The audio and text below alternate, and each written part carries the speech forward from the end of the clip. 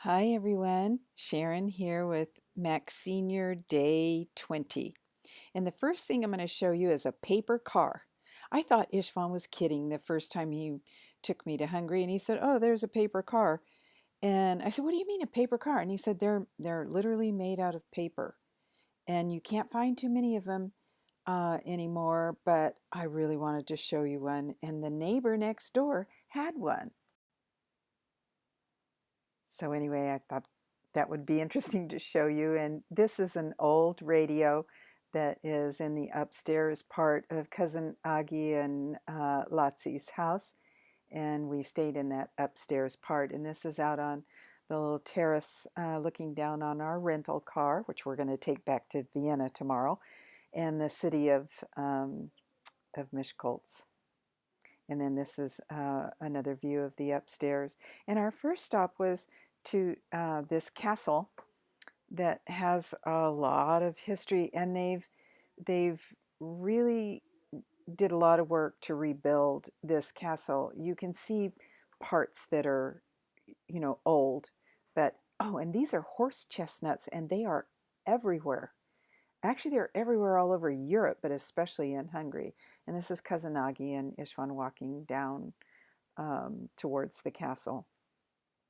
And we're not actually on the castle grounds yet. This is just the little um, town before it. And these two trees, I put my phone through the slats so you could see better, but they are, I can't remember how many hundreds and hundreds of years old. They have preserved them and saved. Now, the trees standing there are not that old, but the roots are. So here's the castle. And I just love stuff like this. And this is a statue of the king who stayed in this castle. I guess the kings had castles all over the country, but he lived here in this castle. And I also didn't know there were so many different coats or suits of armor, but boy, there's a lot of them. So anyway, I'm I'm gonna whittle away on some of this video because I definitely took too much. And this is a photograph showing you what it looked like before they did the restoration, and then that's what it looks like now. And it's really pretty at night. They just have lights everywhere. And you could try your hand at archery if you wanted to. And so here's the guy explaining to Ishvan how you shoot a bow, and he he has had thoughts of learning archery, so this was really a fun exercise for him. But I decided to go ahead without them and get started shooting footage inside the castle. And this is on my way to the inside, and this is, I don't really know what you call this area, but it's where they shot the cannons from to defend the castle from those Turks.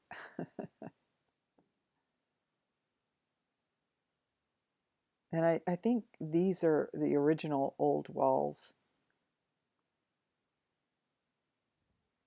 I think those windows are probably new, but and I guess I didn't realize they had cannons back in the 1400s, but they did. And so there's also lots of examples of coats of arms, and man, they even had finger guards. Everything was metal. Must not have been easy to fight with those things on.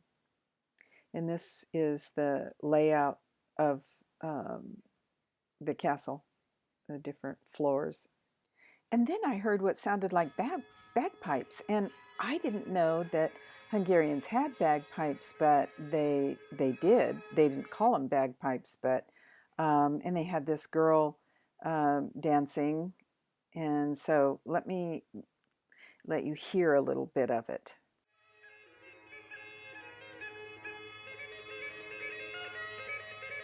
Ishvan said, "Don't do too much of that though, because that sound can be irritating."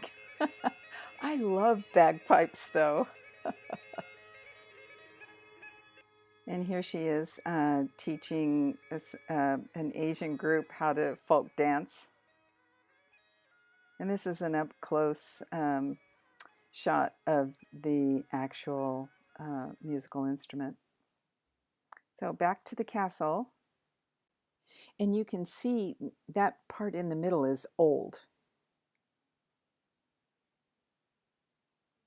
And this room was where, I believe, where they brought, well, it had a bunch of stuffed game animals. And I'm not sure if this was the room where they cut up the meat.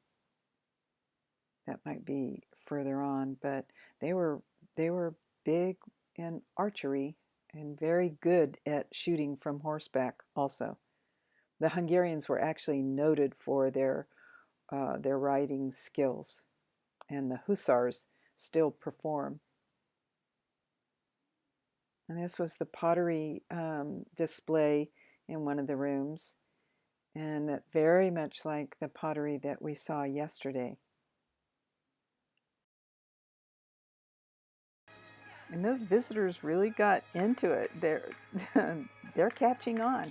And as you can see to the left, the court jester has gotten into the game also. And this was the herb room. Oh, it smelled really good in there too. And this is looking through one of the doors into that room. And this is an inner well. There was an outer well and an inner well. And more dancing. And this is a little mock-up of the castle, how it looked when it was fully functional back in the 1400s, I think it was.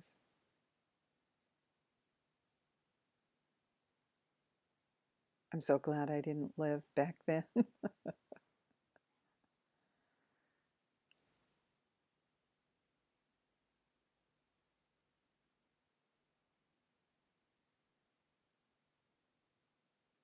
Let me see, what is this?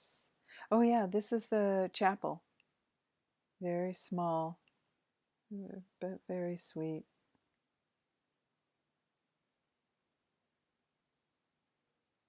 And this rock is from the original, and that wall also. I didn't go down those stairs, they were too steep. And this was like a great hall. I think this might have been where they, gathered for their meals and such. And also when the noblemen came before the king, I think it was in this room also. And so the dark parts that you see here are original, and then they just continued on those lines with the refurbishing. And then they had the clothing of the day, hanging up on the walls also. And this is looking at the great room from the other direction.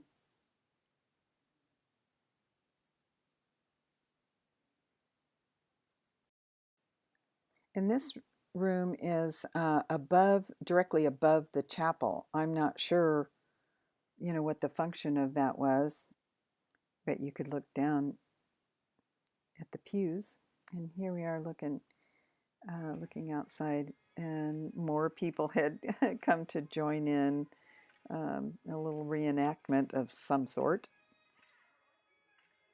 And this is a heater. These that's how they heated the rooms.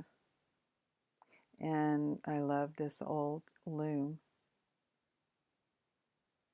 And more costumes of the day.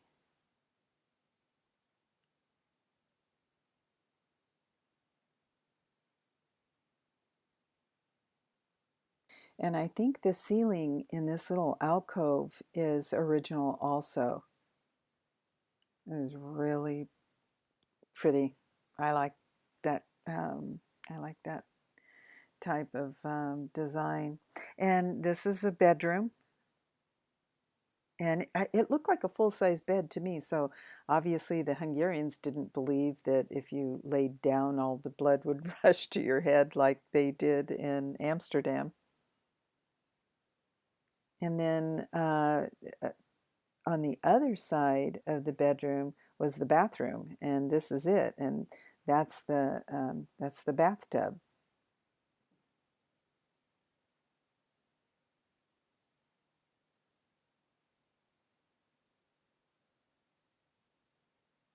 And this was I guess the mirrors, the type of mirrors that they had, would sure give you a wavy impression of yourself.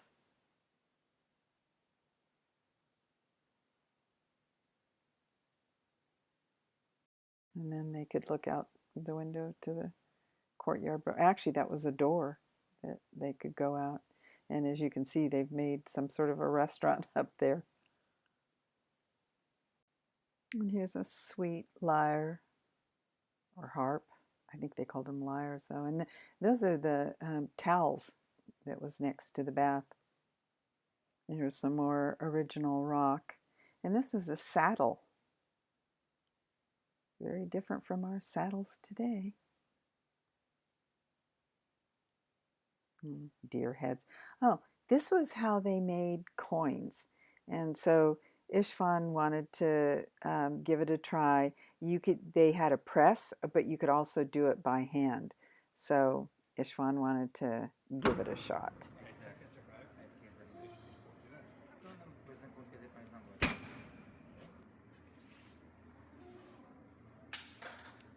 This is Matthias Kink's golden coin. This is one, and this is with the crow in it. It's a crow. And we never made it to the cave baths. For one thing, I can't go in the water with my knee being the way it is. So I went to the internet and I got these images. And I just want to say it is a wonderful place. This is one of my favorite rooms. It's, like a starry sky. So if you ever get to Miskolc, you've got to go to the cave baths. They are wonderful and the water is hot and it's just great. So now we're back in Miskolc at the cousin's house, cousin Yoshi and Marika, and this is the noble document. And that gray area that you see is where the mice nibbled away at the goat skin.